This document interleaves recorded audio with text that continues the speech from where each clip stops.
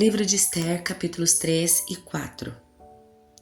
Algum tempo depois, o rei Xerxes promoveu Amã, filho de Amedatã, o Agagita, e lhe deu posição de autoridade sobre todos os nobres do império. Quando Amã passava, todos os oficiais do palácio real se curvavam diante dele para lhe demonstrar respeito, pois o rei assim havia ordenado. Mardoqueu, porém, não se curvava diante dele para lhe demonstrar respeito. Então, os oficiais do palácio real perguntaram a Mardoqueu: "Por que você desobedece à ordem do rei?" Todos os dias lhe diziam isso, mas ainda assim ele não dava ouvidos. Então contaram tudo a Amã para ver se ele iria tolerar a conduta de Mardoqueu, pois Mardoqueu lhes tinha dito que era judeu. Quando Amã viu que Mardoqueu não se curvava para lhe demonstrar respeito, ficou furioso. Foi informado da nacionalidade de Mardoqueu e decidiu que não bastava matar somente a ele e, em vez disso, procurou um modo de destruir todos os judeus, o povo de Mardoqueu do império de Xerxes. Em abril, no 12º ano do reinado de Xerxes, foram lançados sortes, chamadas Purim, na presença de Amã, a fim de determinar o melhor dia e mês para executar o plano. A data sorteada foi 7 de março, quase um ano depois.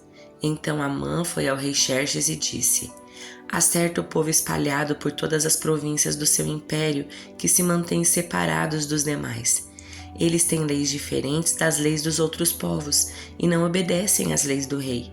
Portanto, não é do interesse do rei deixar que vivam. Se parecer bem ao rei, publique um decreto para que eles sejam destruídos e eu darei 350 toneladas de prata aos administradores do governo para serem depositadas nos tesouros do rei." O rei concordou e, para confirmar sua decisão, tirou do dedo o anel com o selo real e o entregou a Amã, filho de Amedatã, o Agagita, inimigo dos judeus. O rei disse: "A prata e o povo são seus. Faça com eles o que lhe parecer melhor." Assim, no dia 17 de abril, os secretários do rei foram convocados e um decreto foi redigido exatamente da forma como Amã ditou. Em seguida, foi enviado aos mais altos oficiais do rei, aos governadores das respectivas províncias e aos nobres de cada província em sua própria escrita e língua. O decreto foi redigido em nome do rei Xerxes e selado com seu anel. As cartas foram enviadas por mensageiros a todas as províncias do império, com ordens para que todos os judeus, jovens e idosos, mulheres e crianças, fossem destruídos, mortos e aniquilados num único dia. A data marcada para que isso acontecesse era 7 de março do ano seguinte. Os bens dos judeus seriam entregues a quem os matasse. Uma cópia do decreto devia ser publicada como lei em cada província e proclamada a todos os povos, a fim de que estivessem preparados para cumprir seu dever na data marcada. Por ordem do rei, o decreto foi rapidamente enviado por mensageiros e também foi proclamado na fortaleza de Suzã.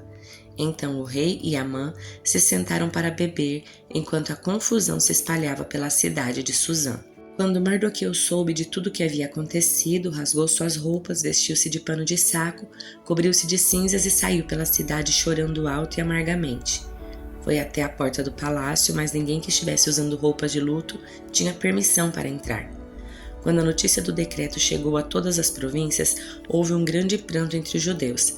Jejuaram, choraram e lamentaram, e muitos se deitaram em panos de saco e em cinzas. Quando as criadas de Ester e os eunucos vieram e lhe contaram sobre Mardoqueu, ela ficou muito angustiada. Enviou-lhe roupas para vestir em lugar do pano de saco, mas ele não aceitou. Então Ester mandou chamar Ataque, um dos eunucos do rei que havia sido nomeado para servi-la. Ordenou que ele fosse até Mardoqueu e descobrisse o que o perturbava e por que ele estava de luto. Ataque foi até Mardoqueu na praça da cidade, em frente à porta do palácio. Mardoqueu lhe contou tudo e lhe informou a quantidade exata de prata que Amã havia prometido pagar ao tesouro real pela destruição dos judeus.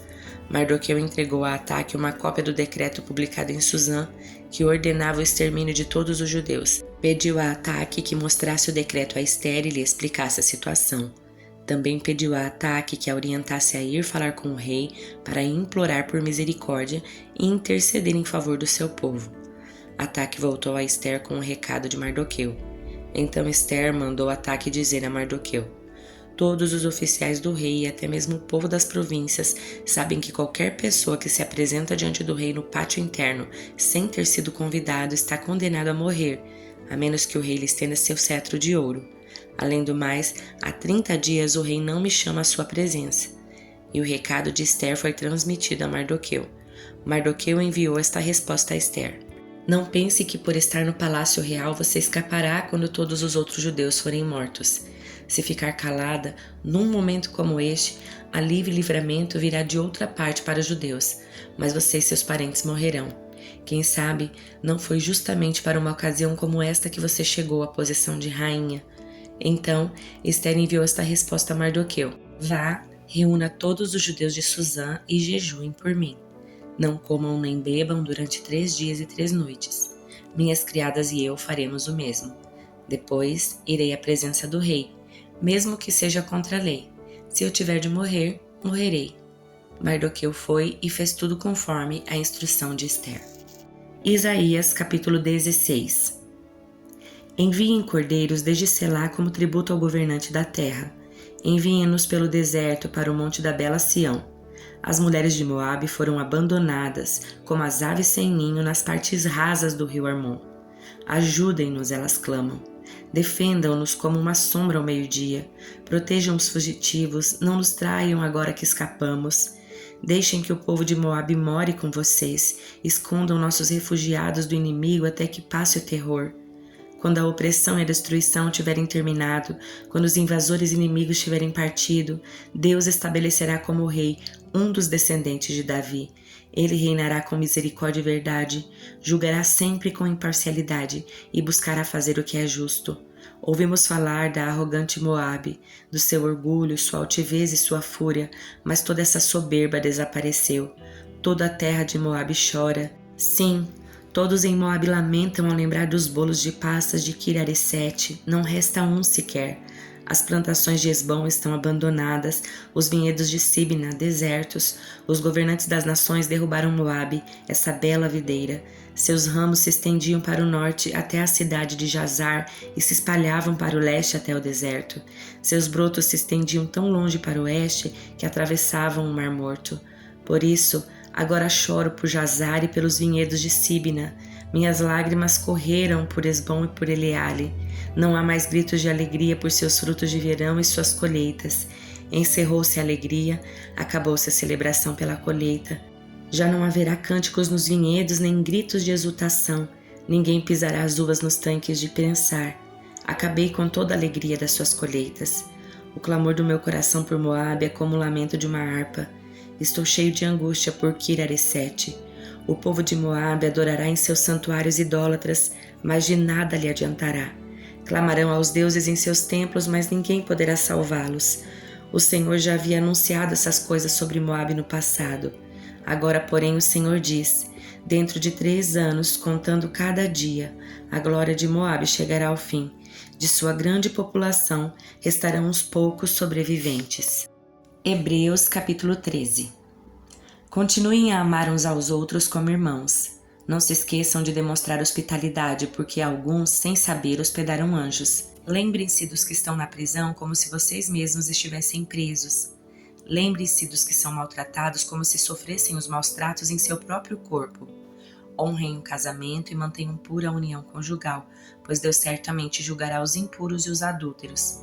Não amem o dinheiro, estejam satisfeitos com o que têm, porque Deus disse: não o deixarei, jamais o abandonarei. Por isso, podemos dizer com toda confiança: o Senhor é meu ajudador, portanto não temerei o que me podem fazer os simples mortais. Lembrem-se dos seus líderes que lhes ensinaram a palavra de Deus. Pensem em todo o bem que resultou da vida deles e sigam seu exemplo de fé. Jesus Cristo é o mesmo ontem, hoje e para sempre, portanto não se deixem atrair por ensinos novos e estranhos. A força de vocês vem da graça de Deus e não de regras sobre alimentos que em nada ajudam aqueles que a seguem. Temos um altar do qual os sacerdotes no tabernáculo não têm direito de comer. O sumo sacerdote traz o sangue dos animais para o lugar santo como sacrifício pelo pecado, enquanto o corpo dos animais é queimado fora do acampamento.